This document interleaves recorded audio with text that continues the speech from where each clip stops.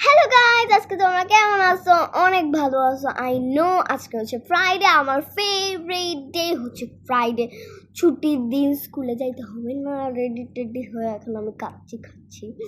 কাচ্চি চাটনিটা খুবই মজাদার, আমার অনেক ভালো অনেক ভালো লাগে। আর আজকে আমি আমার নানু বাসায় যাবো।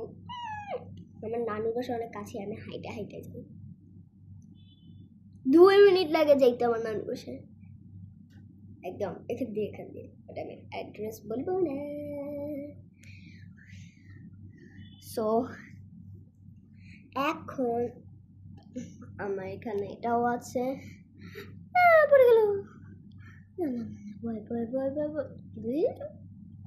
আর এখানে আমার পানির বোতল আছে, এখানে আমার অনেক কিছু আছে। আর